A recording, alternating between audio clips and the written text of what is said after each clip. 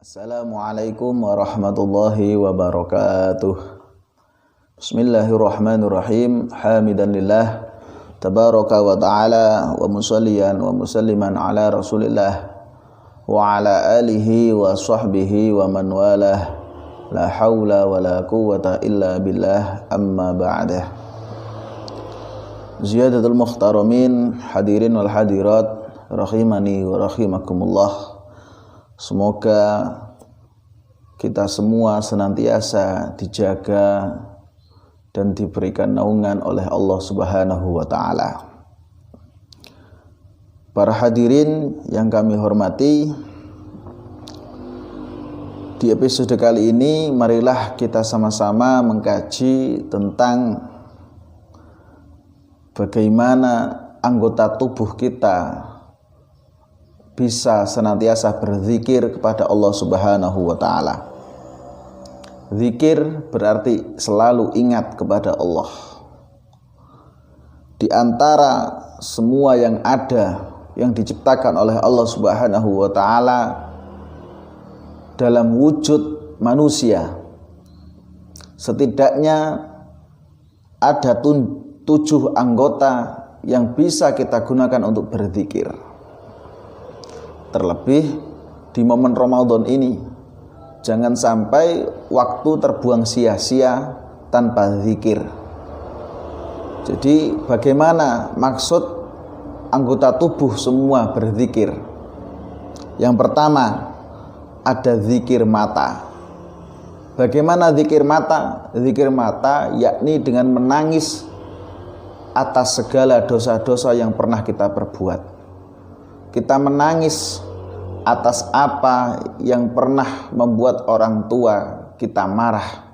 Kita menangis atas apa dulu yang pernah kita perbuat sehingga banyak orang lain susah. Terlebih kita menangis atas dosa pribadi kita masing-masing.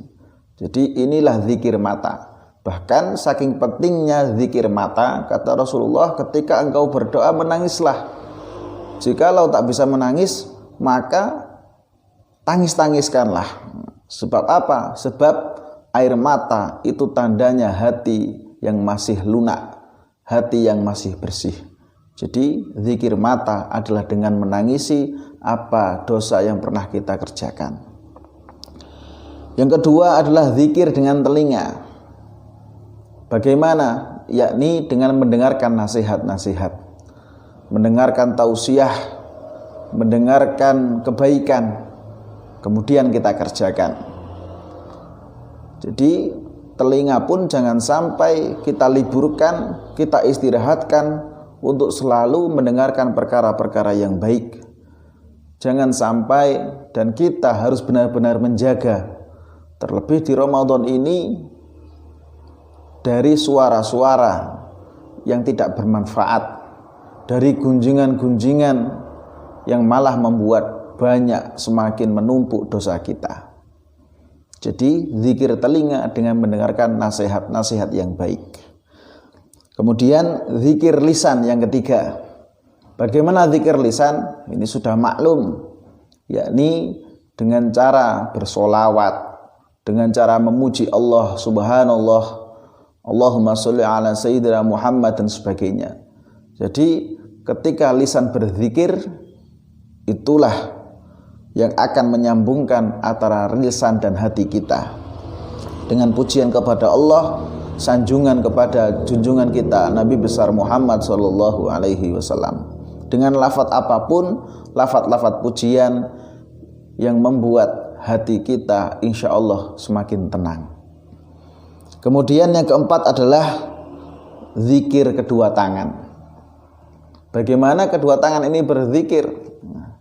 Bukan dengan memegang HP, bukan dengan memegang buku, tapi dengan senang memberi kepada sesama, senang bersedekah, senang berinfak. Itulah zikir dengan tangan. Mungkin ini berat, tapi ketika kita bisa istiqomah, insya Allah nikmatnya, efeknya akan sangat terasa dalam hidup kita. Jadi istiqomahkanlah untuk berzikir dengan kedua tangan, sebab itu yang paling bermanfaat buat kita dan orang lain tentunya. Kemudian yang kelima adalah zikir badan. Bagaimana zikir seluruh badan? Dengan melaksanakan ibadah wajib kita. Sholat 5 waktu, semua anggota tubuh bergerak. Ketika puasa, perut, tenggorokan, semua merasakan. Badan lemas, letih, lesu, dan sebagainya. Itulah zikir badan kita. Kemudian yang keenam, zikir hati.